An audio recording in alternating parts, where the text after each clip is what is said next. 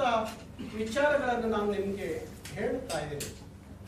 ಒಂದು ಭಾಷೆಯ ವಿಚಾರದಲ್ಲಿ, ಮತ್ತೊಂದು ಕರ್ನಾಟಕದ ಮಕ್ಕಳಿಗೆ ನೌಕರಿ ಸಿಗಬೇಕು ಅನ್ನುವ ವಿಚಾರದಲ್ಲಿ, ಮತ್ತೊಂದು ಕನ್ನಡಿಗರು ಇಲ್ಲಿ ವ್ಯಾಪಾರದ ಧರ್ಮವನ್ನ ಬೆಳೆಸ್ಕೊಂಡು ಹೋಗ್ಬೇಕು ಅನ್ನೋದಾದ್ರೆ ಇಲ್ಲಿರುವಂತ ಎಲ್ಲ ಏಜೆನ್ಸಿಗಳು ಅಲ್ಲಿ ಕನ್ನಡಿಗರು ಪಾಲುದಾರರಾಗಬೇಕು ಅನ್ನೋದು ವಿಚಾರವನ್ನು ಇಟ್ಕೊಂಡು ಕರ್ನಾಟಕ, ಕನ್ನಡಿಗ, ಕನ್ನಡ ಅನ್ನೋ ವಿಚಾರ ಇಟ್ಕೊಂಡು ಇವತ್ತು ಕರ್ನಾಟಕ ರಕ್ಷಣಾ ವೇದಿಕೆ ಈ 3 ವಿಚಾರಗಳನ್ನ ಇಟ್ಕೊಂಡು ವರ್ಷ ಪೂರ್ತಿ ಈ ಹೋರಾಟವನ್ನ ತಗೊಂಡೋಗ್ಬೇಕು ಅಂತ ಅನ್ಕೊಂಡಿದೀವಿ.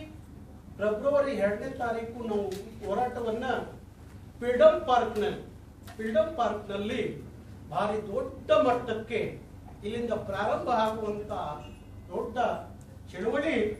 ಅದು ಕರ್ನಾಟಕದ 31 ಜಿಲ್ಲೆ, 224 ವಿಧಾನಸಭಾ ಕ್ಷೇತ್ರದಲ್ಲೂ ಸಹ ಈ ಚಳವಳಿ ತಗೊಂಡು ಹೋಗ್ತೀವಿ. ಇದು ಬೀದಿಯ ಚಳವಳಿ ಆಗಬೇಕು, ಶ್ರೀಸಾಮಾನ್ಯರ ಚಳವಳಿ ಆಗಬೇಕು, ಪ್ರತಿಯೊಬ್ಬ ಕನ್ನಡಿಗನ ಚಳವಳಿ ಇದು ಆಗಬೇಕು ಅನ್ನುವ ಉದ್ದೇಶ ಕರ್ನಾಟಕ ರಕ್ಷಣಾ ವೇದಿಕೆಯ ಉದ್ದೇಶ.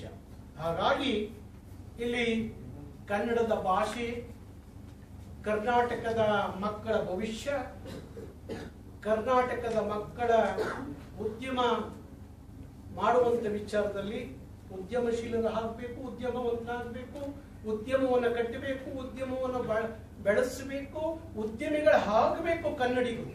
ಬರೀ ಕೇವಲ ಕನ್ನಡದ ಮಕ್ಕಳು ಸರ್ಕಾರಿಯ ನೌಕರಿಗೆ ಅಷ್ಟೇ ಸೀಮಿತ ಆಗದೆ ಎಲ್ಲ ವ್ಯಾಪಾರಗಳನ್ನು ನಾವು ಮಾಡ್ತೀವಿ, ಮಾಡಕ್ಕೆ ಸಮರ್ಥರಿದ್ದೀವಿ ಅನ್ನುವ ವಿಚಾರವನ್ನ ನಮ್ಮ ಮಕ್ಕಳಿಗೆ, ನಮ್ಮನ್ನೆಲ್ಲ ಮಕ್ಕಳಿಗೆ ತುಂಬುವಂತ ಕೆಲಸವನ್ನ ನಾವು ಮಾಡಬೇಕಾಗತ್ತೆ. ಅದಕ್ಕಾಗಿ ಯಾಕೆಂದ್ರೆ ಕನ್ನಡಿಗ ಉಳಿದ್ರೆ ಕನ್ನಡ ಉಳಿಯುತ್ತೆ, ಕನ್ನಡ ಉಳಿದ್ರೆ ಕರ್ನಾಟಕ ಉಳಿಯುತ್ತೆ. ಭಾಷೆವಾರು ಪ್ರಾಂತ್ಯಗಳಾಗಿದ್ದೇ ಭಾಷೆಯ ಆಧಾರದ ಮೇಲೆ.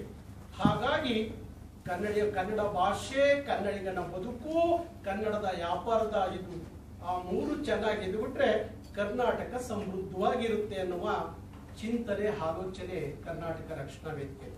ಹಾಗಾಗಿ ಬಂಧುಗಳೇ, ಯಾವ ಡಿಸೆಂಬರ್ 27ರ ನಾಮಫಲಕದ ಹೋರಾಟ ಇವತ್ತು ಒಂದು ಕಾಯ್ದೆ ಆಯ್ತೋ, ಅದೇ ಮಾದರಿಯಲ್ಲಿ ಈ 3 ವಿಚಾರಗಳು ಕರ್ನಾಟಕ ಸರ್ಕಾರ ತಕ್ಷಣ ಕಾಯ್ದೆಗಳನ್ನ ಮಾಡಬೇಕು ಅಂತ ಹೇಳಿ ಕರ್ನಾಟಕ ಸರ್ಕಾರವನ್ನ ನಾವು ಒತ್ತಾಯ ಮಾಡ್ತೀವಿ. ನಿಮ್ಮ ಜೊತೆಯಲ್ಲಿ ಸಂಘರ್ಷ ಮಾಡಬೇಕು ಅನ್ನೋ ಉದ್ದೇಶ ಅಲ್ಲ.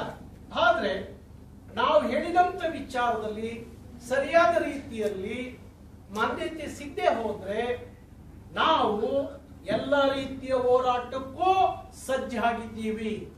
ಅವತ್ತು ನೀವು ನಮ್ಮನ್ನ ತಗೊಂಡೋಗಿ ಜೈಲಲ್ಲಿ ಇಟ್ರಿ, ಇಲ್ಲದ ಸಲ್ಲದ 16 ಕೇಸುಗಳನ್ನ ನಮ್ಮ ಮೇಲೆ ಹಾಕಿನೂ ಸಹ ನಾವೇನು ಹೆದರಿ ಕೂತ್ಕೊಂಡಿಲ್ಲ. ಅವತ್ತಿಂದ ಇವತ್ತರೆಗೂ ಅದೇ ಕೆಲಸವನ್ನ ಮಾಡ್ತಾ ಇದ್ದೀವಿ. ನಮಗೆ ಯಾವ ಸರ್ಕಾರ ಬರ್ತವೆ, ಯಾವ ಸರ್ಕಾರ ಇರ್ತವೆ ಪ್ರಶ್ನೆ ಇಲ್ಲ. ಅದು ಯಾವುದೇ ಸರ್ಕಾರ ಆಗಿರ್ಲಿ, ಕನ್ನಡ, ಕನ್ನಡಿಗ, ಕರ್ನಾಟಕ ಅನ್ನುವ ವಿಚಾರದಲ್ಲಿ ಯಾರ ಜೊತೆಯಲ್ಲೂ ರಾಜಿ ಇಲ್ಲ.